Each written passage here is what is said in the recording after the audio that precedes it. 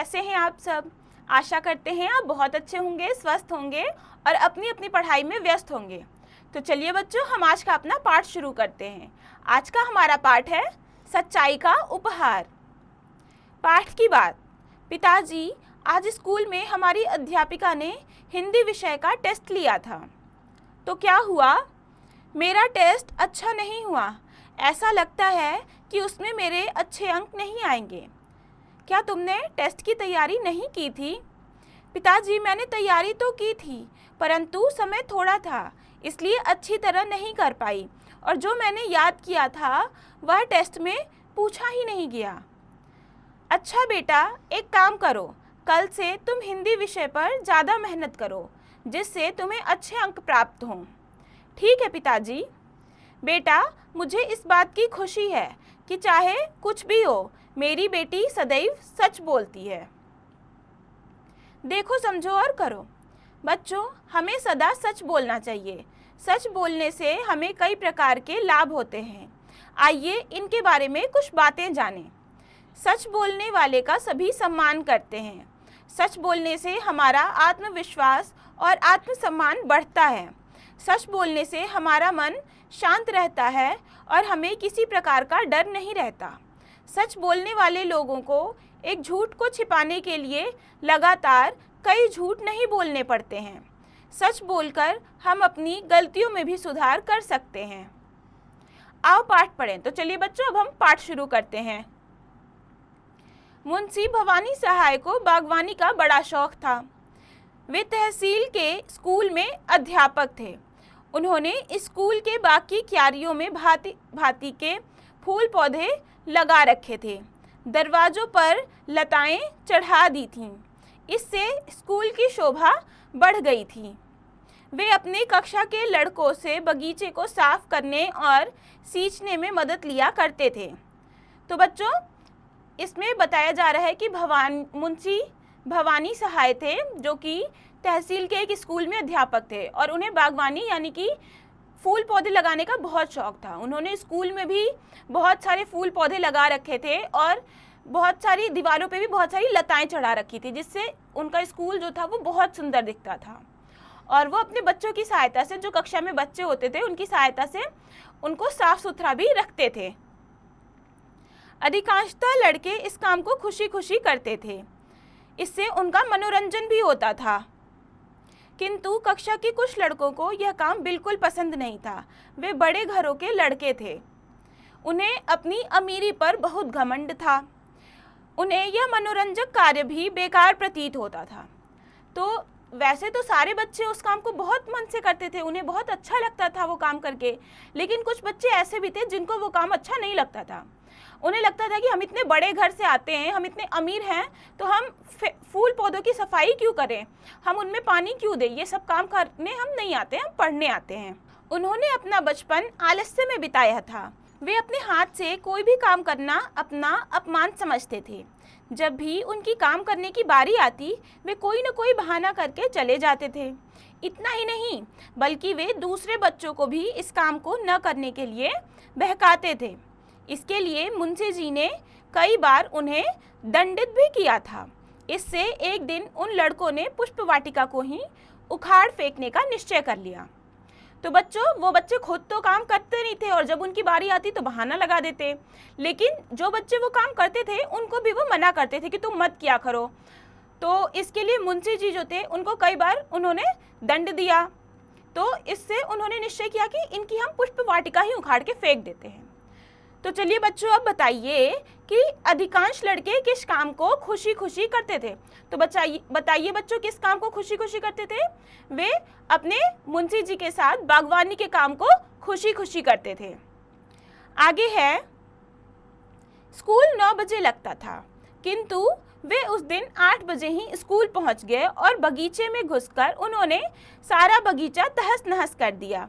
10 minute में ही हरा भरा बगीचा नष्ट हो गया।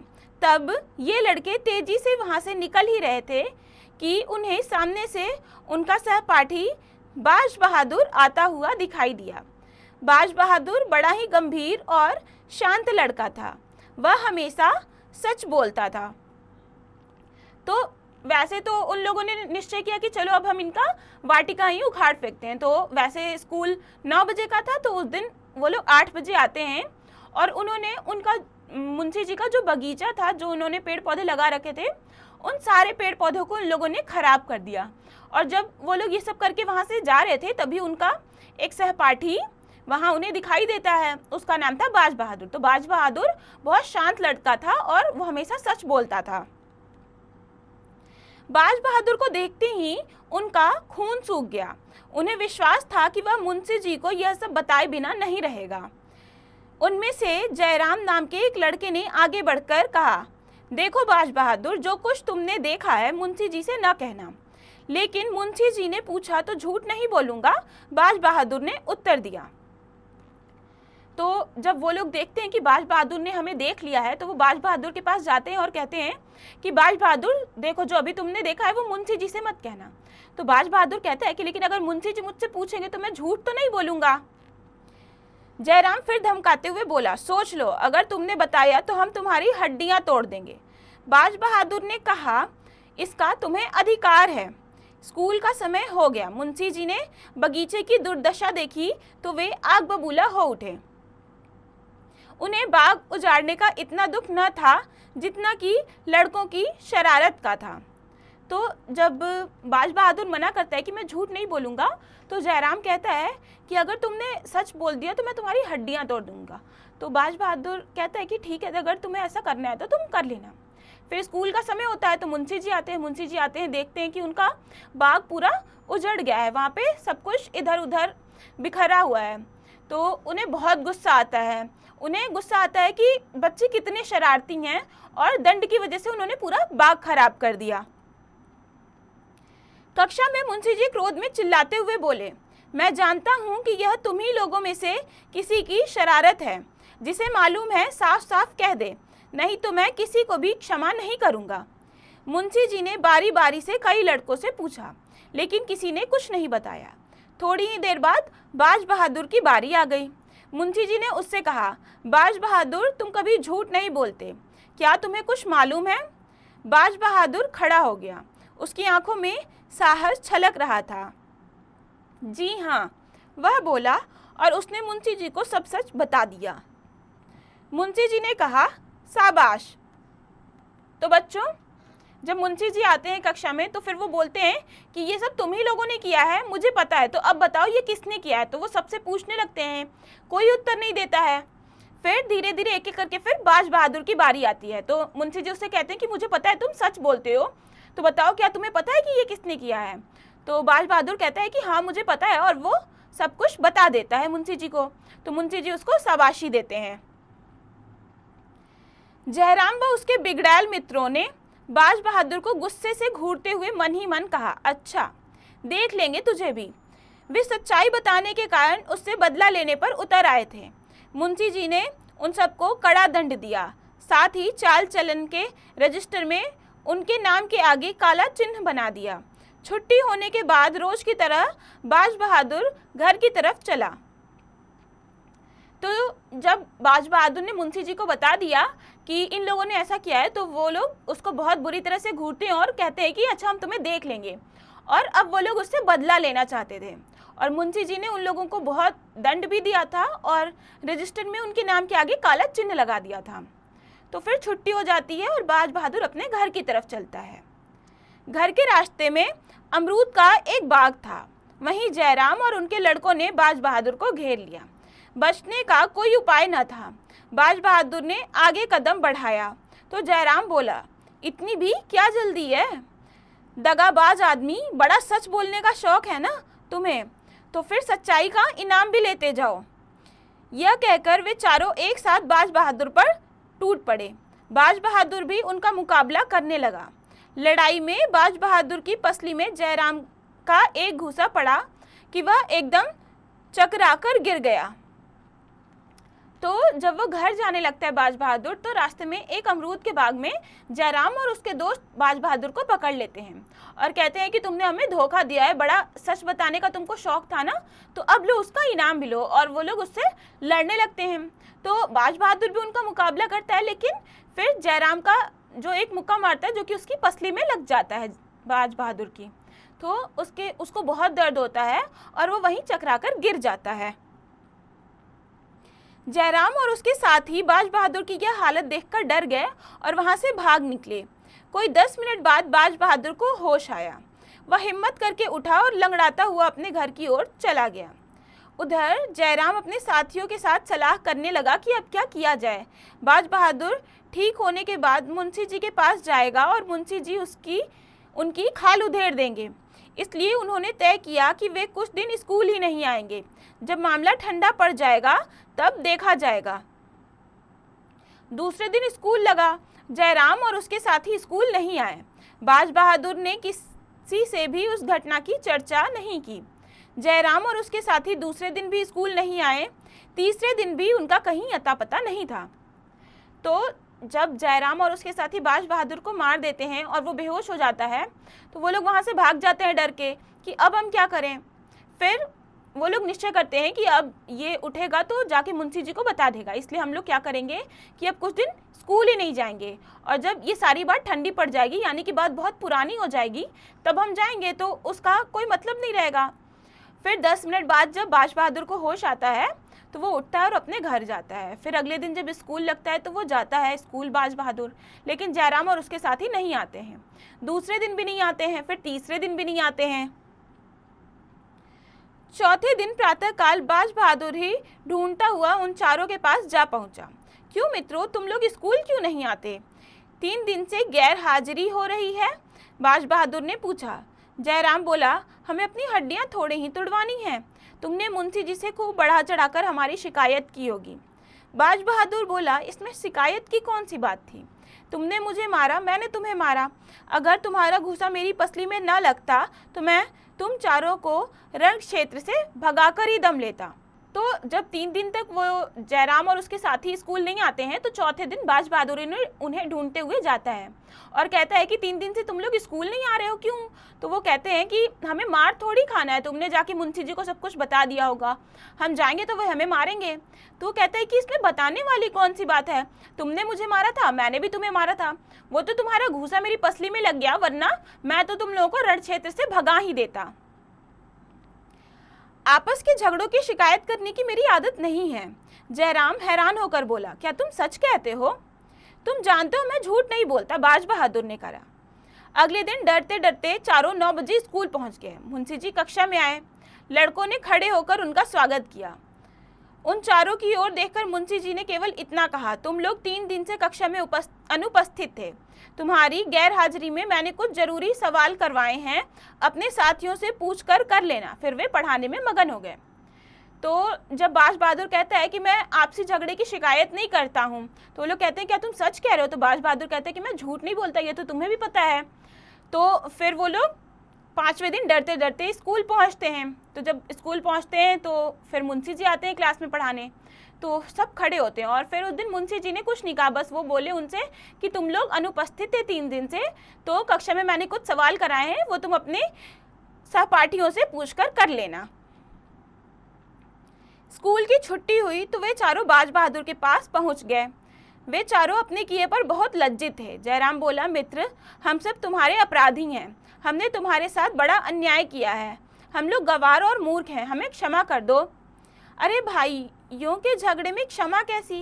पहले भी मैं तुम्हें भाई ही समझता था और अब भी भाई समझता हूँ, कहते हुए बाज बहादुर का गला भराया। वे सब बच्चे बाज बहादुर के गले मिले। बाज बहादुर की इस बात की चर्चा सारे स्कूल में होने लगी। सभी छात्र बाज बहादुर को मानने लगे। उस दिन से वह अपने स्कूल का नेता सिरमौर बन गया। पहले उसे उसकी सच्चाई का दंड मिला और अब उसे सच्चाई का उपहार मिल गया था। तो बच्चों, जब वो लोग देखते हैं जयराम और उसके साथी कि बाज बहादुर ने तो सच में किसी को कुछ नहीं बताया, तो वे बाज बहादुर के पास जाते हैं और कहते हैं कि हम तुम्हारे अपराधी हैं, हमने तुम्हें मारा, इसके लिए हमें क्षमा कर दो। तो वो कहते हैं कि इसमें क्षमा की कौन सी बात, ये तो भाइयों का आपस का झगड़ा है। तो मैंने भी लड़ाई की, तुमने भी लड़ाई की, और मैं तो तुम्हें हमेशा से भाई मानता हूँ, तुम कल भी भाई थे हमारे, आज भी रहोगे। तो जब वो लोग ये सुनते हैं तो उनको बहुत बुरा लगता है कि बताओ हमने इसके साथ कितना बुरा किया। तो ये सोच के फिर वो सब उसके गले लग जाते हैं, और जब ये बात सारी क्लास को पता चलती है तो वो सब बाज बहादुर को बहुत मानने लगते हैं और वो अपनी क्लास का नेता बन जाता है, मतलब कि अब अपनी क्लास का वो लीडर होता है। तो पहले उसे उसकी सच्चाई का दंड मिला क्योंकि उन लोगों ने उसे मारा, लेकिन फिर बाद में उसे उसके अच्छाई का उपहार भी मिला। तो ये कहानी किसने लिखी है बच्चों? ये कहानी लिखी है मुंशी प्रेमचंद्र जी ने। रोचक बात, प्राचीन काल में राजा हरिश्चंद्र नाम के एक सूर्यवंशी राजा हुए हैं। वे अपनी सत्यनिष्ठा के कारण बहुत प्रसिद्ध थे। उन्होंने अपने जीवन में कई प्रकार के दुख सहे परंतु सत्य का साथ नहीं छोड़ा। अभ्यास, श्रुतलेख, बिगड़ैल, पुष्प, स्कूल, सहपाठी, हड्डियां, दुर्दशा, बहकाना, छुट्टी, शिकायत, अनुपस्थित। मौखिक, निम्नलिखित प्रश्नों के उत्तर बताइए। मुंशी भवानी सहाय कौन थे? तो बताइए बच्चों कौन थे? हमने पढ़ा कि मुंशी भवानी सहाय तहसील के स्कूल में अध्यापक थे। ऐसे ही आपको बाकी के प्रश्नों के उत्तर खुद से देने कहानी पढ़ के। आगे है बहुविकल्पीय प्रश्न। OMR शीट में सही गोले को भरिए। नोट, गोले में रंग भरने के लिए पेंसिल का प्रयोग कीजिए। गोले को सावधानी पूर्वक व पूरा रंगिए। क, मुंशी भवानी सहाय को किस चीज का बड़ा शौक था? खाने का, बागवानी का, टहलने का। तो मुंशी भवानी सहाय को किस चीज का शौक था बच्चों? मुंशी भवानी सहाय को बागवानी का बड़ा शौक था। तो ये दूसरा विकल्प सही है। तो हम OMR शीट में दूसरे गोले को भरेंगे। ऐसे ही आपको सारे बहुविकल्पीय प्रश्न करने हैं और सही विकल्प ढूंढकर OMR शीट को भरना है। लिखित, पहला प्रश्न है कोष्ठक में से सही शब्द चुनकर रिक्त स्थान भरिए। तो यहाँ रिक्त स्थान दिए गए हैं और कोष्ठक में ये दो दो विकल्प दिए गए हैं जिसमें से हमें सही शब्द चुनना है और रिक्त स्थान भरने हैं। पहला है क, मुंशी भवानी सहाय तहसील के स्कूल में रिक्त स्थान थे। अध्यापक, चपरासी। तो अध्यापक थे या चपरासी थे? अध्यापक थे। तो हम यहाँ अध्यापक भरेंगे। ऐसे ही आपको बाकी के रिक्त स्थान भी कोष्ठक में से सही शब्द चुनकर भरने हैं। दूसरा प्रश्न है सही मिलान कीजिए। मुंशी जी, तो मुंशी जी कौन थे? मुंशी जी अध्यापक थे। तो क का मिलान हम करेंगे तीसरे से। ऐसे ही आपको बाकी के सही मिलान भी करने हैं। फिर आगे प्रश्न 3 है, किसने कहा? क, देखो बाज बहादुर, जो कुछ तुमने देखा है मुंशी जी से न कहना। तो ये किसने कहा था? ये जयराम ने कहा था। ऐसे ही आपको बाकी के प्रश्नों में भी बताना है कि ये वाक्य किसने कहा है। प्रश्न 4 है, निम्नलिखित प्रश्नों के उत्तर दीजिए। क, कुछ लड़के बगीचे से घृणा क्यों करते थे? तो वे घृणा इसलिए करते थे क्योंकि वे अमीर घर के बच्चे थे और उन्हें कोई अपना काम खुद से करना अपमान समझ में आता था। ऐसे ही आपको बाकी के प्रश्नों के भी उत्तर देने हैं। आगे हम करेंगे भाषा की बात। पहला प्रश्न है, निम्नलिखित शब्दों के विलोम शब्द लिखिए। तो यहाँ कुछ शब्द दिए गए हैं जिनके हमें विलोम शब्द लिखना है। तो पहला शब्द है साफ। तो साफ का विलोम होगा गंदा। ऐसे ही बाकी के शब्दों के विलोम शब्द लिखेंगे। दूसरा प्रश्न है, निम्नलिखित शब्दों का वर्ण विच्छेद कीजिए। तो यहाँ पे आपको वर्ण विच्छेद करना है। जैसे क प्लस य में आ की मात्रा प्लस र प्लस ई प्लस य प्लस आ की मात्रा प्लस चंद्र बिंदु। ऐसे ही आपको बाकी के भी सारे वर्ण विच्छेद करके यहाँ लिखने हैं। तीसरा प्रश्न है, निम्नलिखित वाक्यों से उद्देश्य और विधेय छांटकर लिखिए।